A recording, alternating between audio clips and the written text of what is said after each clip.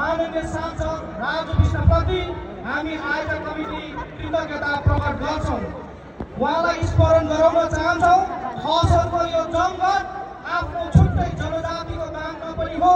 यो बेला केन्द्र अनि राज्य सरकारलाई हामी अवगत